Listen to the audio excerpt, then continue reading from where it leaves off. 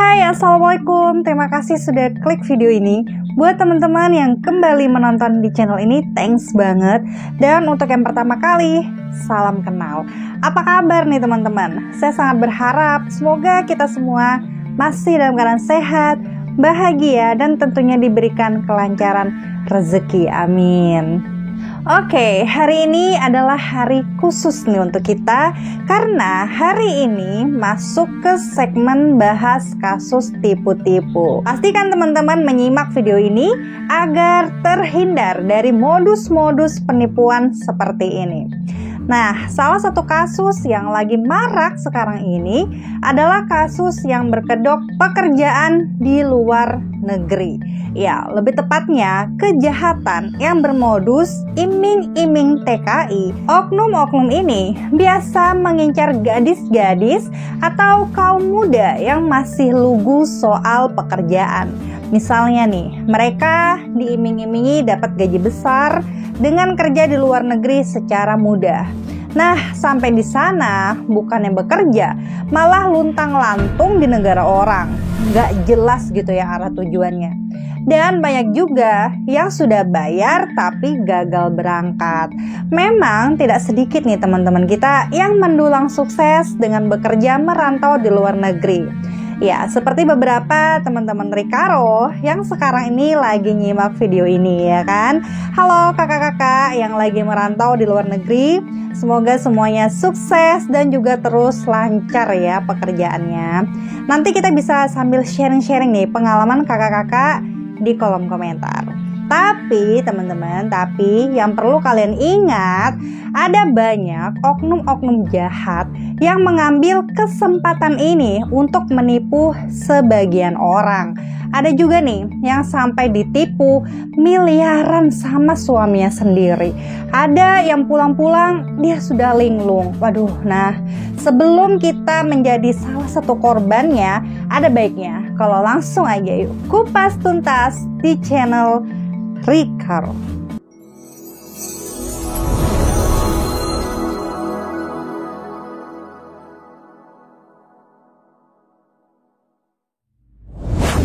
Janji palsu ke 40 orang korban.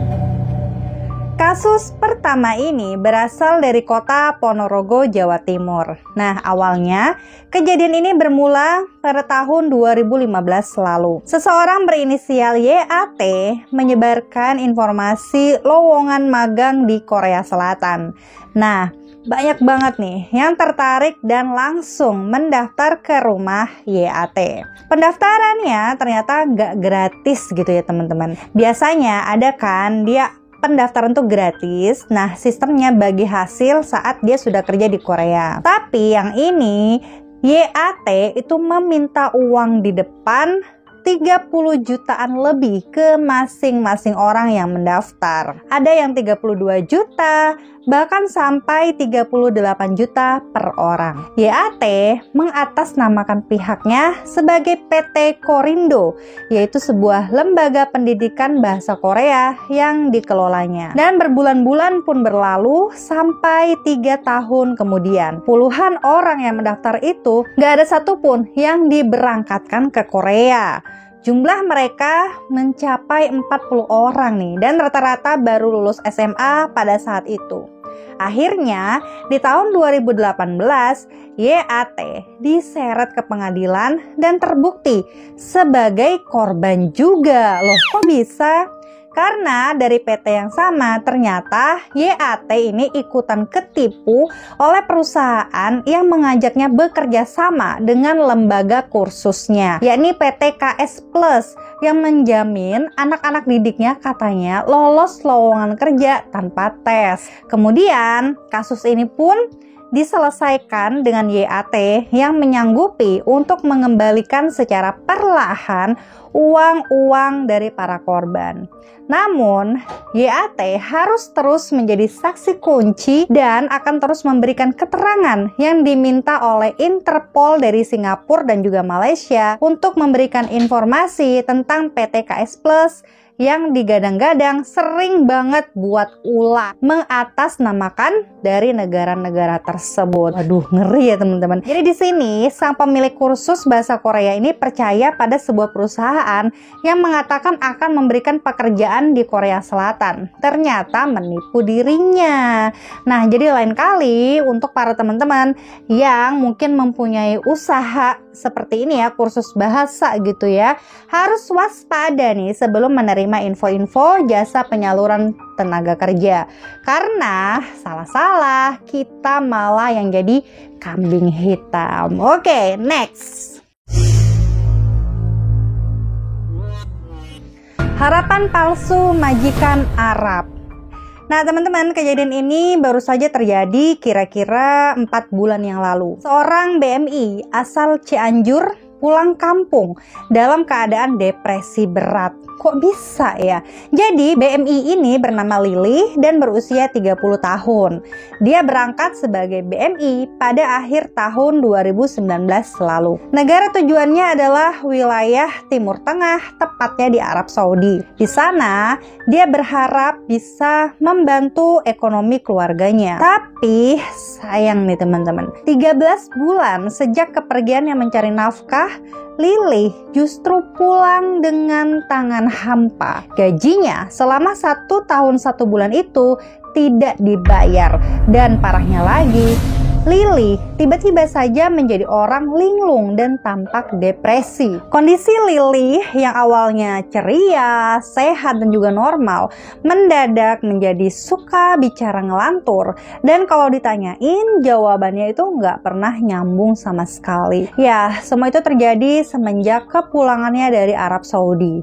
Keluarga Lili yang tidak terima langsung melaporkan dan meminta pertanggungjawaban atas apa yang terjadi terhadap anaknya. Namun, hingga berita ini saya sampaikan, belum ada informasi bahwa masalah ini telah terpecahkan. Wah, kasihan banget ya teman-teman. Mari kita bantu doa, semoga kondisi Lili ini menjadi cepat pulih dan hak gajinya itu bisa dibayarkan tuntas oleh oknum yang bertanggung jawab. Next. Ditipu miliaran oleh suami siri. Nur Yuliati usia 31 tahun berdomisili di Gebang, Cirebon, Jawa Barat. Dia merantau ke Taiwan semenjak 2016 silam. Dia bekerja sebagai perawat orang tua di sebuah keluarga. Dia mengaku ditipu seorang pria bernama M. Yusuf Sudarsono yang dikenal lewat Facebook. Jadi awal kenalan dengan Yusuf di tahun 2017, kemudian mereka sering chatting dan semakin dekat. Yusuf ini mengaku sebagai manajer PT Unilever dan dia sudah beristri. Tapi sudah mendapatkan restu dari istri pertamanya untuk menikah dengannya. Belum saja pernikahan terjadi, Yusuf banyak bercerita tentang bisnisnya yang sedang dia kembangkan. Dia bahkan meminta dikirimi uang 8 juta hingga rutin meminta dengan total 60 juta rupiah. Nah, saat Yuli menanyakan, mana nih hasil dari bisnisnya? Yusufnya bilang, ini bisnis, jangan tanya hasilnya dulu gitu loh. Mau untung gede, ya kamu harus bersabar.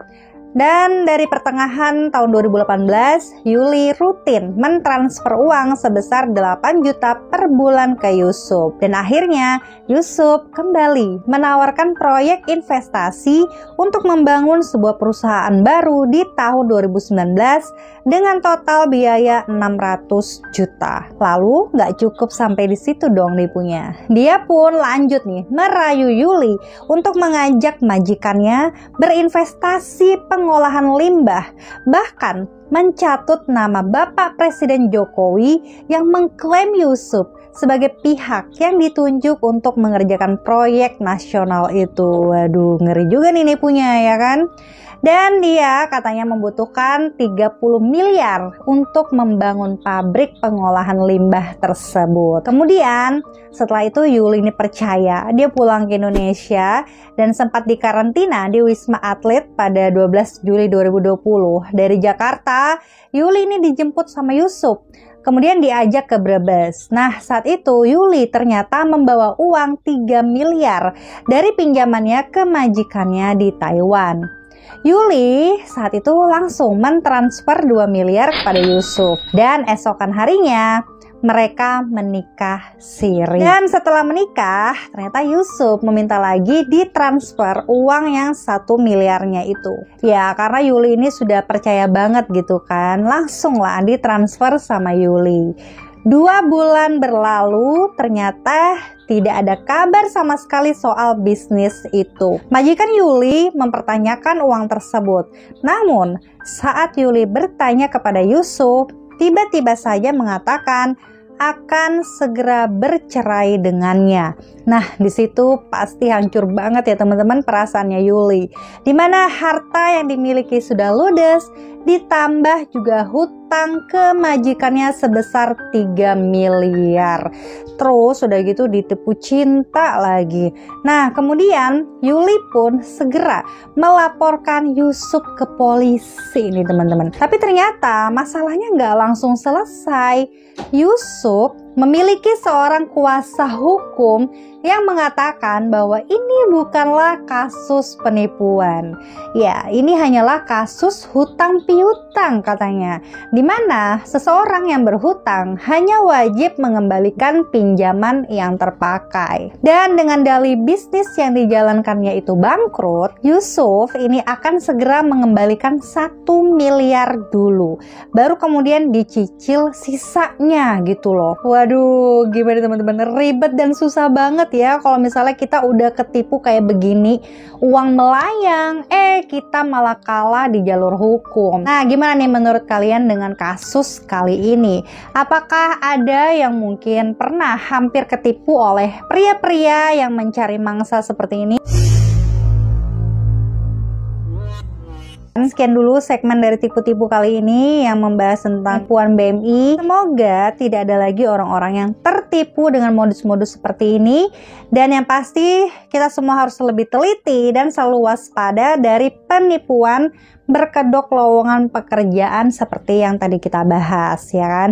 Jangan sampai hanya karena janji-janji manis itu bisa membuat orang tergoda dan kemudian menyerahkan uang yang cukup lumayan besar ke oknum-oknum seperti itu. Dan ingat teman-teman, selalu hati-hati dan waspada. Sampai jumpa di videoku selanjutnya. Bye!